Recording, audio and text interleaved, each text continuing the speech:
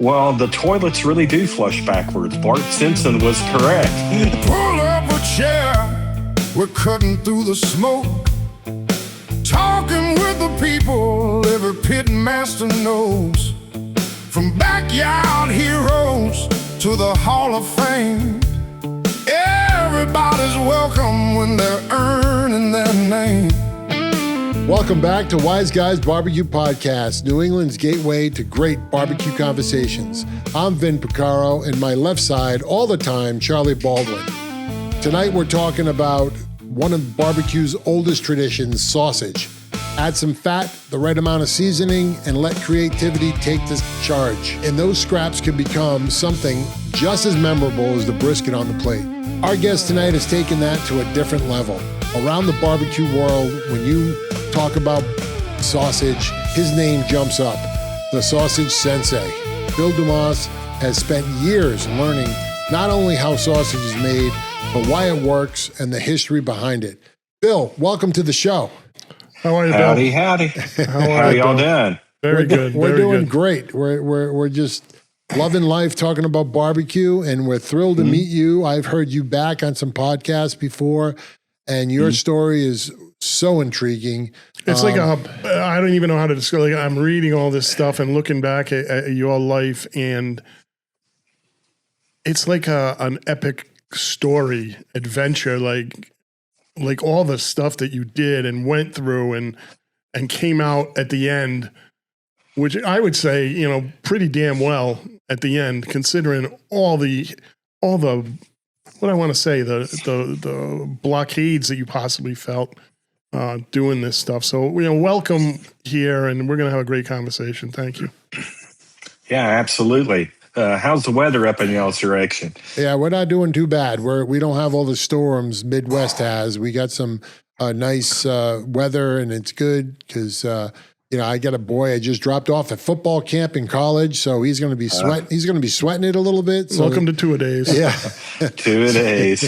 That's right. Where's he going to school? He goes to Pace University in New York. So, okay. He had a short summer, but he's having a great time.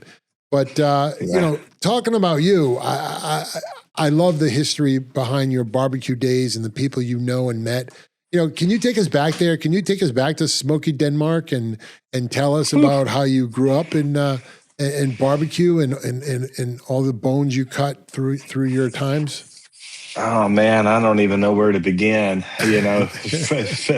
For me, well, first of all, food, and in particular, as we're talking about barbecue, it's community. I reckon you really don't know a man unless you break bread with him. And that sounds cliche, but it's really true.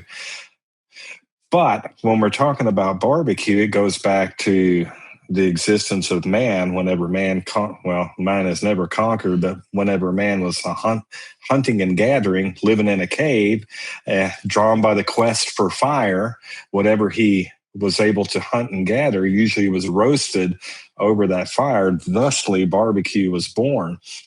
But there's different examples of quote unquote barbecue, which is basically protein either being roasted direct fire or cooked indirectly in every single culture on God's green earth on this planet. So there's different examples of that. But as it relates to the state of Texas, when we think about barbecue, it is in fact community because it brings people together. Barbecue is present at weddings, at funerals, celebrations, you name it. Barbecue is there, and as it relates to the restaurant world, relating to barbecue, thusly there we are. And when we're talking about barbecue and heavy quotations, what you're seeing and what has gained global prominence and importance visually and otherwise is what I reckon to be market style barbecue. And what I mean by market style barbecue, consider this. When you are looking around on your socials and you look around on Instagram, for example, and you see a beautiful tray of meat, barbecue, presented on butcher paper, keyword, butcher paper, presented nicely. There's your brisket, there's your sausage, and so on and so forth. That term market style and that presentation means that it's derived from the Bavarian and Bohemian meat markets that helped settle, for lack of a better term, that began here in Central Texas. What you have to remember, historically speaking, is Texas was never part of the British colonial system. This was part of Spain. So whenever Hernan Cortez toppled the Aztecan Empire and the conquistadors, and therefore Spain started exerting its influence into what would become Texas, New Mexico, California, etc., as part of the Spanish crown, and then therefore Mexico, and then after that, the Republic of Texas. Yes, Texas was its own country, 1836 to 1845, and therefore the United States. Each of these governing entities, whoever held control over this area, couldn't conquer it themselves because of heat, because of climate, because the indigenous peoples that they made angry or otherwise. So what beginning in about 1841 to 1851 for the first two big pushes of people coming from Czechoslovakia and Germany specifically to help settle Texas, that came through predominantly either through the Port of New Orleans or, more importantly, Indianola, Texas, or Galveston, Texas, and spread forth.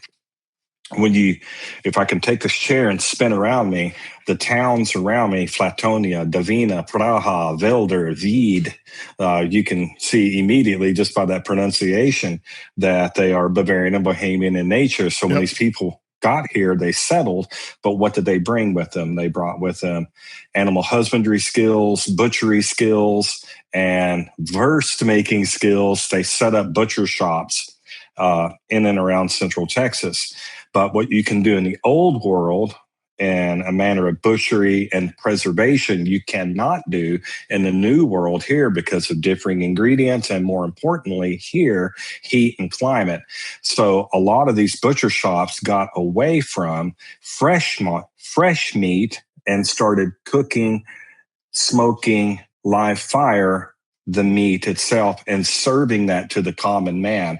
That's what I mean by market style, and putting it on butcher paper weighed by the pound. Some examples of that current day still operating would probably be Smitty's Market in Lockhart, Texas, Kreitz Market, Kreuz, who was in the old building where Smitty's is now. That's a whole nother story. But they started as fresh meat markets, not barbecue establishments. Mm-hmm. And that's what I mean by market style. Wow, that's a lot right there. Yeah, wow, there you go. Thank you very much for that. Thanks for the lesson. But that doesn't answer your question immediately. I don't want to see that. But what I'm trying to display here is historical relevance in respect to two things: barbecue and sausage, and what that means for me. Well, what that means for me in the state of Texas is my family, my grandfather, Curtis Dumas Sr., when he retired out of the apparel business, he started a little side hustle himself where he, over direct coal, live fire cooked split chickens, and he made a molasses and coffee-based barbecue sauce that went along with that. That's here in Texas. Texas barbecue is part of our cultural tradition for the reasons that I displayed just a moment ago. Yep. So it's part of our culture. It's part of our tradition. My grandfather latched onto that, started a hot side hustle.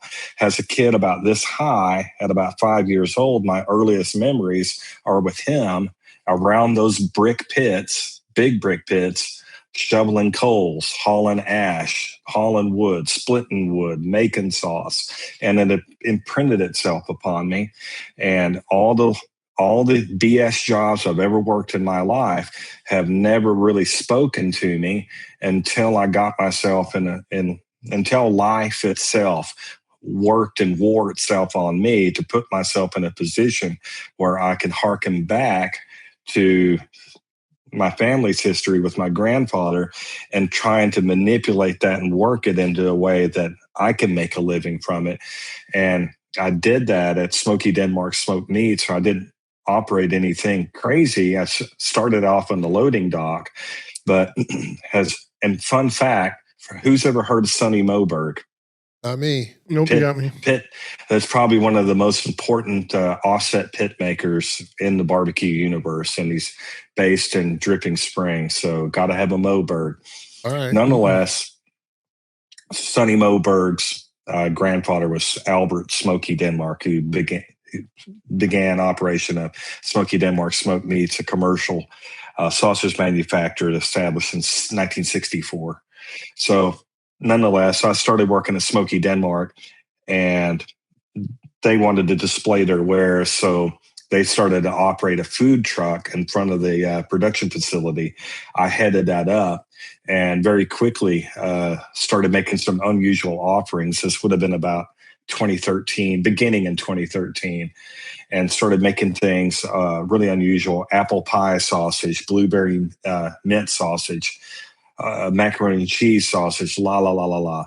And that really got some attention, from people in the industry, because it really wasn't being done to that level or at that level. Nonetheless, Daniel Vaughn, barbecue editor for Texas Monthly Magazine, started coming through. So I got to know Daniel during that time. I was doing that for about two years or so. And then I went from there to Style Switch Barbecue on North Lamar and Austin, and was lucky enough to work with Shane Stiles, his wife, Catherine Stiles, Lance Kirkpatrick, and some really good crew there. I was there for about 4 months. We were Texas Monthly Top 50 rated during my tenure there, which was great. Yeah. Helped them open up their other restaurant, which is the Switch Barbecue over in Dripping Springs. And then I went from there. A buddy of mine who was a customer, his name is John Brotherton. Wait, can you just stop 1 second? Yeah. Is this the guy that eats the chicken? That he was addicted to your chicken and Alabama white sauce? Yeah. Was that the recipe your grandfather used? No. No. I made my grandfather's sauce, yes, for Smoky Denmark, yes, and I did make it for Style Switch, yes. Okay. But what John Brotherton, whenever he was a customer of mine at Smoky Denmark, was addicted to would have been the Alabama white sauce chicken, which is a nod to Big Bob Gibson in Decatur, Alabama. Nice. Okay. But Sorry to interrupt you. No. John was a customer of mine at Smoky Denmark, but he was a little bit more than that. I mean, he was larger than life character who was selfless, and he himself, he operated several different barbecue businesses during his lifetime. The latter of which would have been Brotherton's Black Iron Barbecue in Pflugerville. But he passed away, unfortunately, in January of 24. In January 2020, he approached me and wanted to institute a sausage program for his restaurant. And I did. And during that time, that would be January 2020. And at that time, COVID was just starting to happen. Yeah. So the restaurant life, as we all know, got a little crazy during that tenure. So I was still making sausage, still developing the program for John, whenever a good friend of ours, and he's still a good friend of mine, as well as John Brotherton, would have been Mauro Cifari. Only guy I know with 3 names. Mauro Cifari, Max, or Texarkana Barbecue. He's a worldwide barbecue consultant. He was one of the pit masters for Aaron Franklin whenever they won the James Beard Award. But Max was and is a worldwide barbecue consultant. Max, because of COVID, was grounded, couldn't do his thing. So he hung around our shop a lot during that time. And with a very heavy Italian accent, he said, "Hey, Bill, you seem very good at this." Not bad. Pretty good accent. That's pretty good. Yeah. He's like, "Well, Bill, maybe you're thinking about making sausage video." So I made a video. He put it up on his channel. It did well. A few weeks later, said, "You're very good with the sausage shit. Maybe you're thinking of doing class." So was he the first guy that kind of pushed you towards teaching classes? He did. And then John Brotherton, being the selfless person that he was, really promoted it. John was the kind of person that would promote others ahead of himself, which you do any research about this guy, and you'll know very quickly what I'm talking about. My business partner over here, Spencer Whelan, that's how we met. So here's a really good barbecue connection. So Spencer Whelan, who's sitting over here, started the Texas BBQ Trail, and also some other really cool ventures too, such as the Texas Whiskey Trail. So that's another guy you should talk to, is Spence. I mean, this guy's like probably one of the smartest people I know, but he's not smart enough to stay away from me. So there's that. Caveat. But nonetheless, we started doing the sausage classes, and I would reckon probably June of 2020. And I will say from June of 2020, the Lord blesses. That's all I can say. Yeah. It ain't got nothing to do with me. It's because of his blessings above. And so nonetheless, I, from June of 2020 until probably about, I'd say probably June of 2024, maybe July 2024, I was booked every single weekend. That's about 4 years running of conducting sausage classes within the facility for which I worked. If I wasn't conducting a sausage class, then that meant I was out on the road. And being out on the road has taken me, I'm blessed, to 5 different countries, 3 different continents, making sausage and teaching people sausage production and working with some really incredible people collaboratively. It's pretty cool. Yeah. Sure. John, why sausage? I have to ask this. Why sausage? Why didn't you go in for ribs? Why didn't you go in for brisket and sink all your energy into that? What jumped out at you about sausage? I'm going to say something very controversial. Sausage is barbecue. 100% is. When you think about it from a historical context, and the reason why I kind of went down that historical rabbit hole earlier is because sausage, 2 things. Sausage is the oldest food type on this planet, archaeologically proven, next to beer and bread. Bread is the oldest food type on this planet, archaeologically proven. Sausage is right there with it. And that's dating back to Mesopotamia, 5,000 years BCE. There's a type of sausage described in the Greek poet and philosopher Homer and his Odyssey, the Iliad.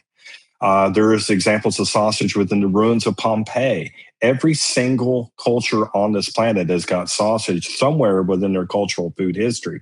But as it pertains to Central Texas barbecue, market-style barbecue that I talked about earlier, sausage is the linchpin. It's the vehicle of economy. When these people came here, they were very adept at making wurst in the old world. What do you think of when you think of Germany and Czechoslovakia or even Austria or Hungary? You think of beer, you think of sausage. Do you not? Yeah. Well, when these people came here, you have to also remember too, so a little side note, brisket was not on anybody's plate until the mechanization and the industrialization of agriculture and butchery technology post-World War II. That's facts. Wow. That's facts. I remember in the 1970s, brisket wasn't on anybody's menu from where I was in North Texas. It was shoulder, clawed, and navel plate. But sausage is the OG meat for barbecue. It's the vehicle economy. But if you're talking about a brisket in the modern day stance, you have to think about your cost of goods sold. So it's a way of recapturing those proteins in your cost. The average loss for every brisket sold is 40 to 50%. Wow. Let's do some math.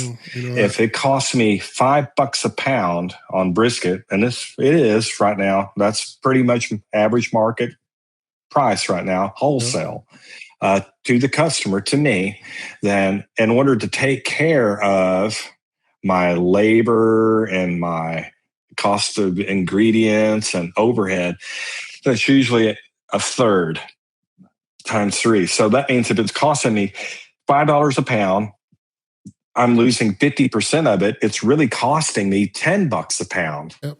So if it's costing me $10 a pound based on 50% loss, and I need to take care of my cost of ingredients, my labor, and some of my capital expenses, then I'm going to take that $10 that it's costing me times 3. That means I got to sell it to you for $30 a pound just to break even. Yep. See what I mean? Sure. So, but if I, and the average, and some of that loss is 2 to 3 pounds trim off of those briskets. Yep. So what do I do with that? That has one of the most economical factors is sausage. Yep. Yep. It does 2 things. It takes care of the historical relevance in regards to barbecue, for which it is, but it also handles the cost of goods sold and recouping some of that cost back. So if we know that, and that's great, we can make a really cool, really good 100% beef-based sausage, or maybe mix some pork into it and stretch that. And we can make a really good product. But sausage is science. Sausage is not barbecue in that sense. Sausage is more akin towards artisanal baking, where sausage on a scientific level is a meat emulsion, which means a temperature-sensitive meat extraction, which is based on specific ratios of proteins to fats to salts, and is temperature sensitive. Sounds like baking, doesn't it? It sure does. So it sure does. If you understand how it's put together in that manner, then you can make a really good product, or you can consider any recipe. Doesn't matter what it is in the world. Think of your most favorite recipe. Consider the ingredients which compose that recipe and how it interfaces with the science, explode it, and reassemble it into a tube. Yeah. Mm-hmm.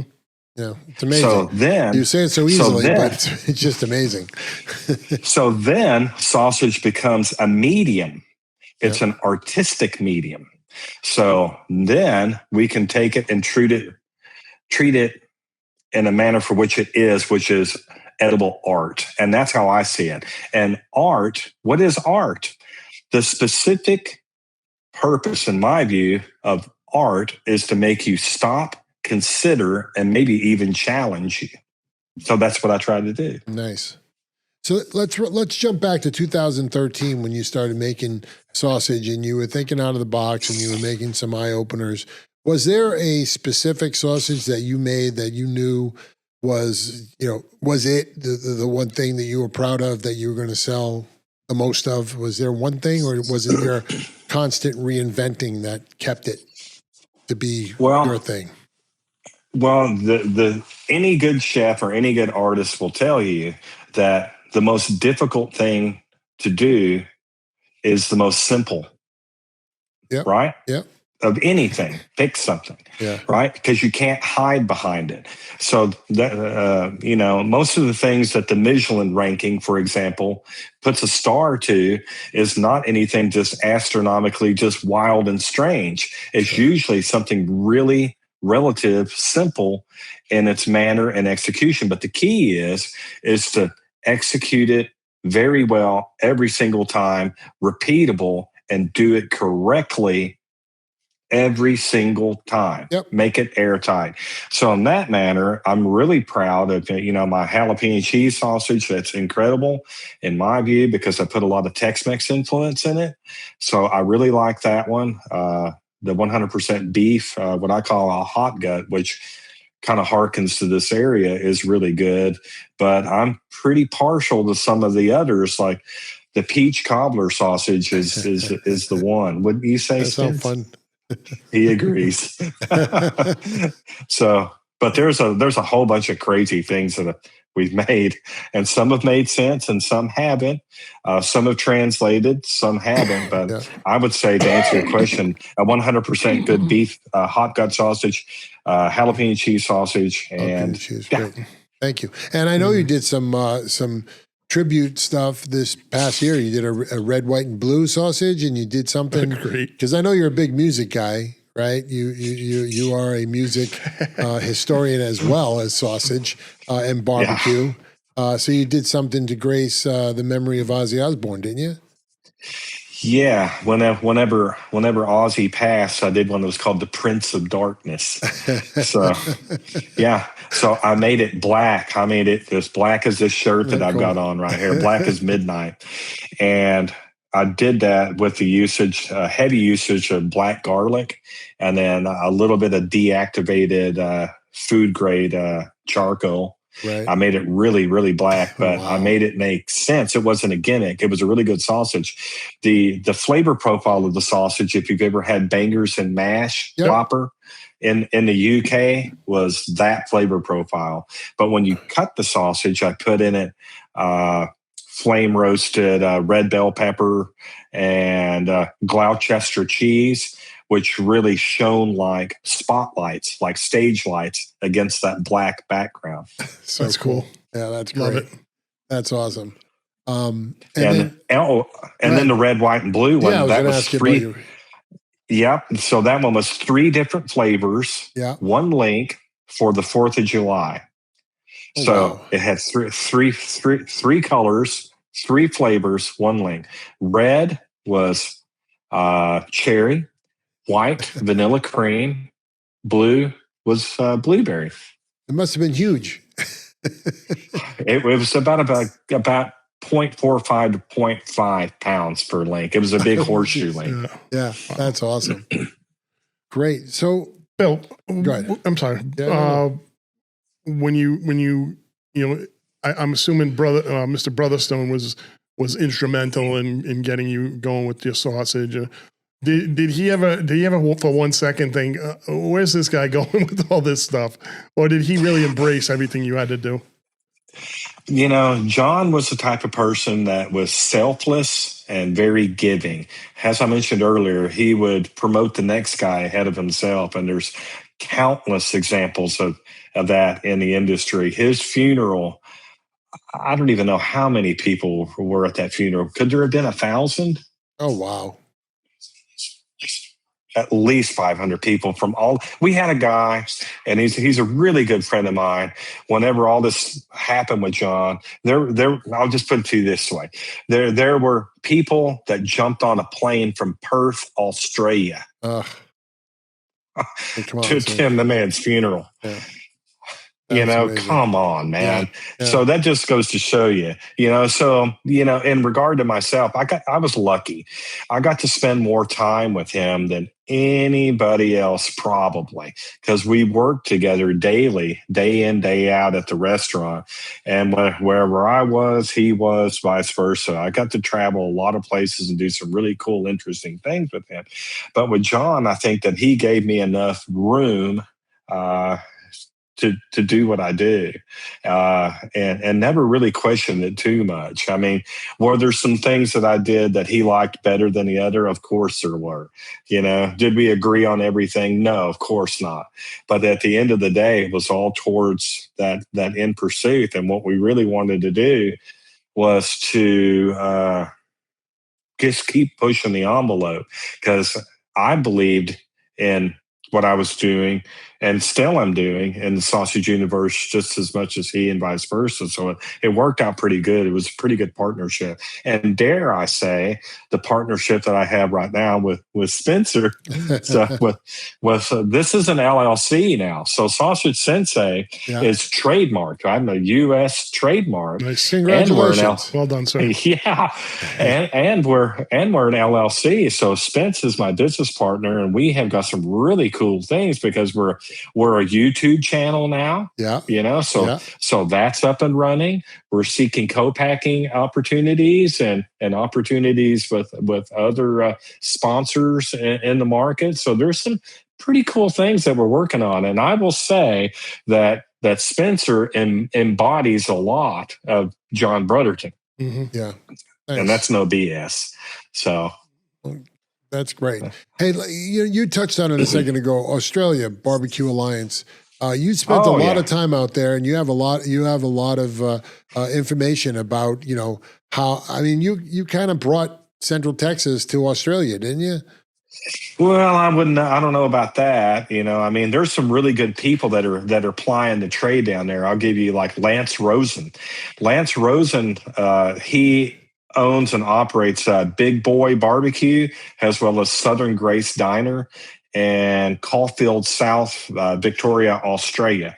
And Lance was actually one of the people on the forefront, the tip of the spear, as it relates to American style barbecue. Lance is also the author of the best-selling barbecue book called The Temples of Barbecue in the Southern Hemisphere. So Lance kind of I give credit to where credit's due, and Lance is definitely that guy, and he's a dear friend of mine, beautiful human being. Yeah. But I've been lucky enough, beginning, I reckon, in probably 2019, to travel back and forth to Australia from Perth to Sydney to Melbourne, and you name it, from one side to the other, doing what I do.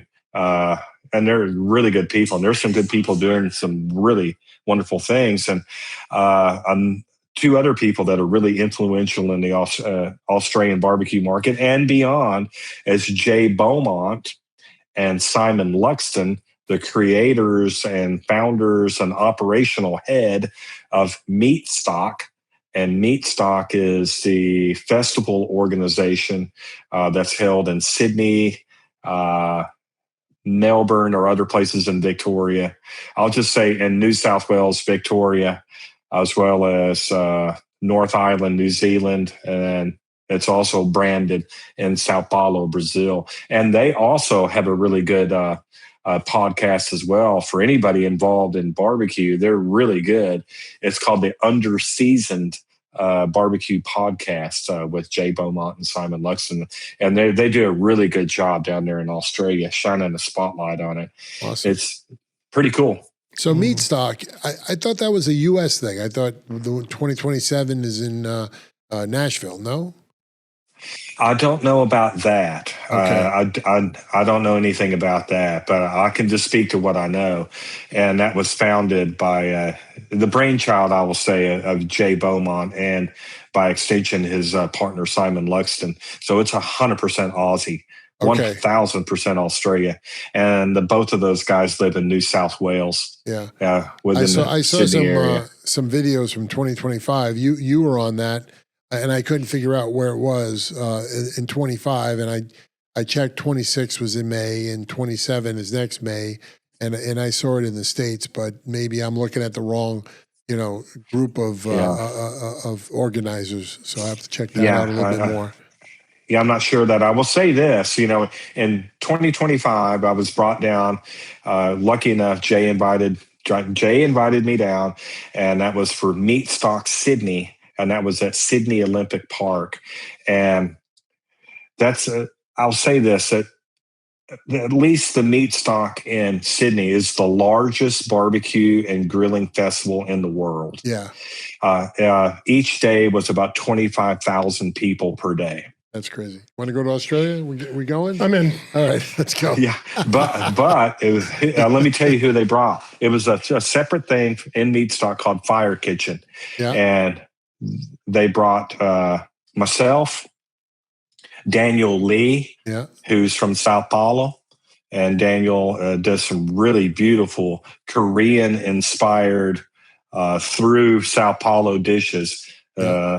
Beautiful people, and Shauna and Sam from the UK. Okay, and then Ernest and David from Burnt Bean. I saw them there. Yeah, that looked great.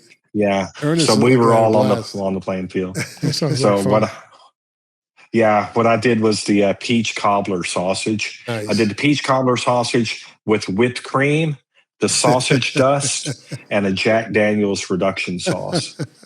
Now he's getting his appetite back. My God. Hey, Bill, what were you expecting? Sorry again. Yeah, no. Bill, what were you when you figure out you're going to Australia?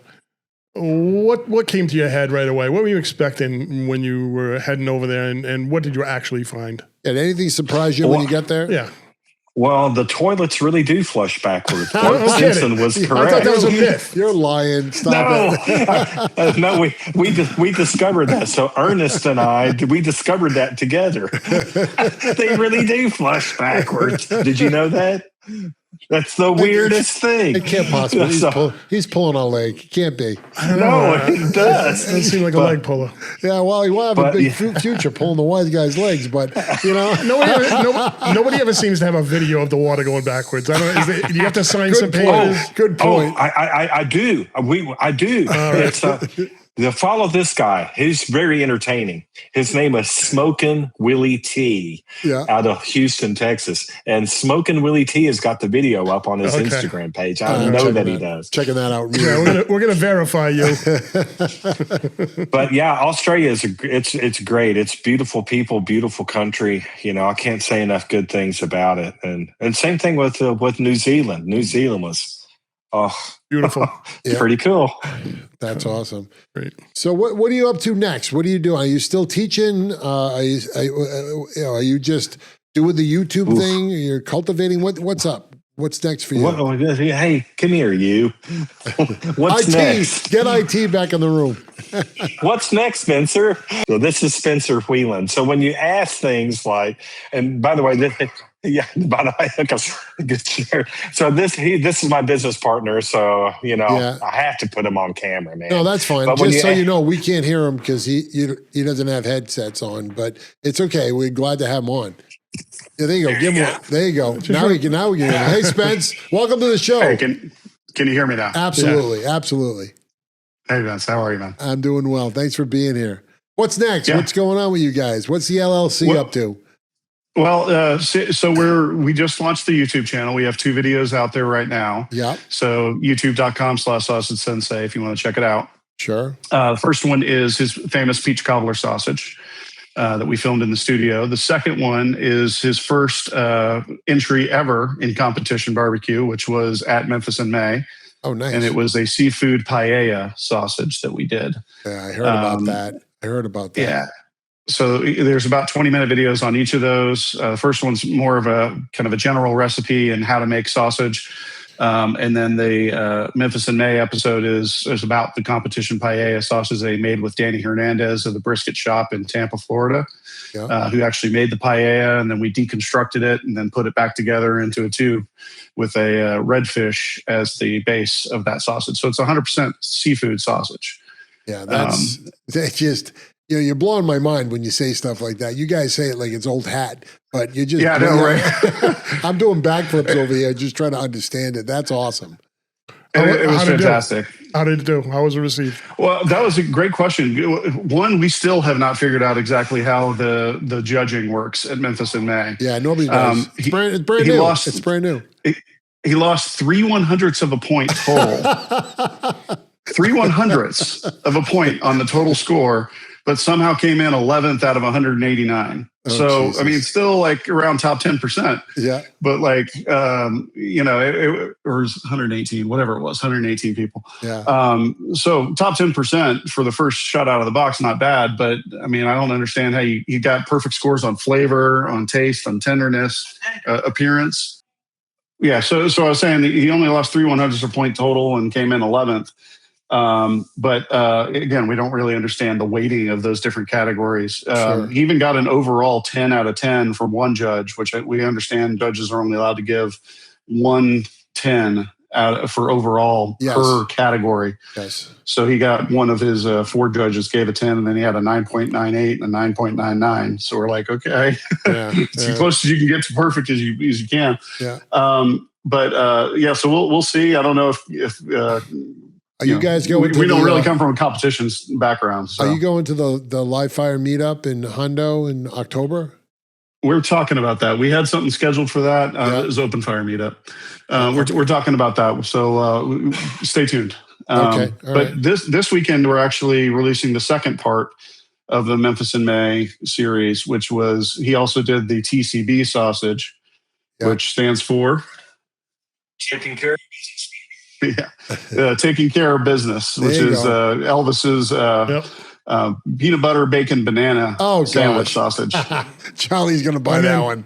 Charlie said.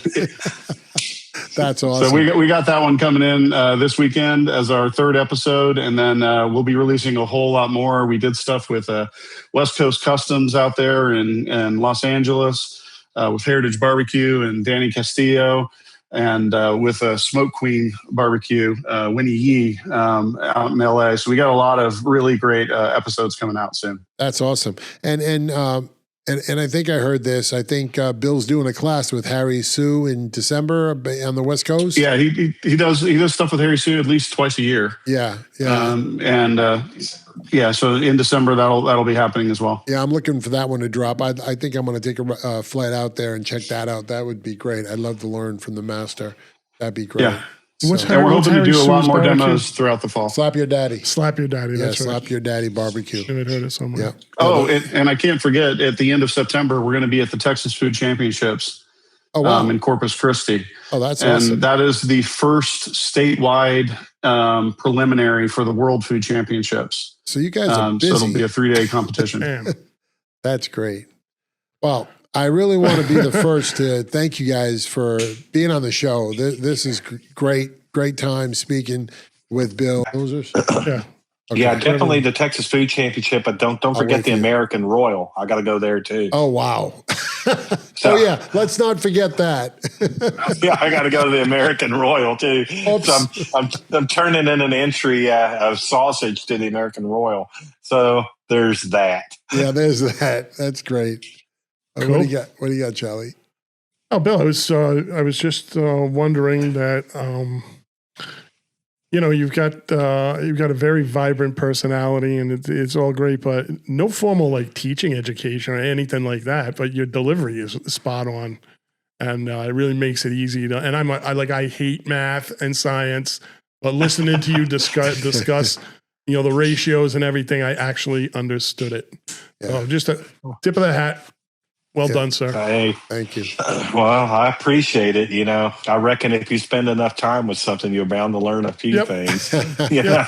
But this is one of the things, like I said before, in regard to myself and in regard to a lot of people out there, there's a lot of folks, that spend their life and just never really find themselves. I've been through a lot of things, as have a lot of other people too. Mm-hmm. Life is going to find a way to work itself on you. But the trick is to surround yourself with really good people. This is what I call a no asshole zone, right? to quote a good friend of mine, Evan Tate, y'all can hang around, but you got to act right. There you go. So surround yourself with good people and pursue your interest, to the nth degree. I mean, if you're not happy with something, probably best to change it. I know that's easier said than done, but you only got one shot on this planet. Make it count. That's right. You only go around once, so make it count. I agree 100%. Bill, I got a suggestion for you. Obviously we do Wise Guys BBQ, which, hints to our growing Roots. Up in an area of the country that had Wise Guys in it. You might want to try a sausage and peppers, on a hard roll with the mustard. That's gangbusters up here, pal. Man, I tell you what, I was in Chicago not too terrible long ago and made a Chicago Italian beef sausage. Oh, everything. Everything was in there. The jardiniere, the sweet peppers, everything in there. Yeah. So that turned out really nice. Well, my dad was in sales. He was in the apparel industry. Through the 60s, 70s, and 80s, when the mills were running in Massachusetts, for example. Yeah. So, nonetheless, a lot of his sales territory was all New England, and he's got some really good stories of New York City specifically, and a lot of his customers were in and around Little Italy. Yeah. So he's got some pretty good story. Had some pretty good stories. Some people we may know. There you go. All good. Bill, thanks for being here. We really appreciate it. Yeah, man. You stay busy, and we'll be looking for you everywhere. It sounds like you're going to be everywhere. And Bill a made man? Bill is a made guy. Bill, you're a made guy from now on. All right? Oh, man. So, tuck that in your pocket. There's only a few of you.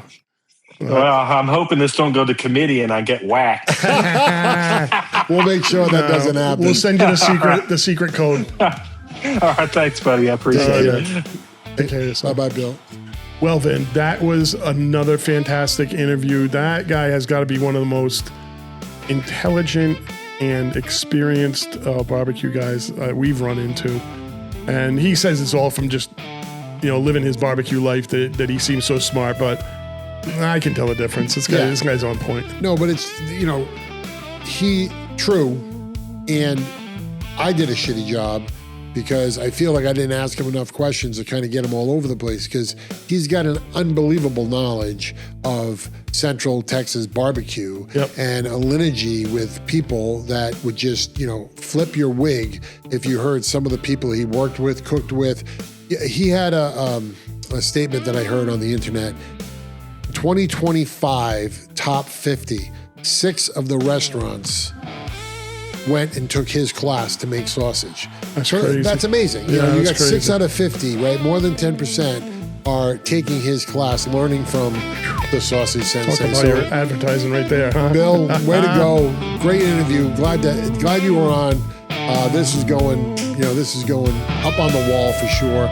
Wish you the best with all your new ventures, and hopefully I'll see you in December.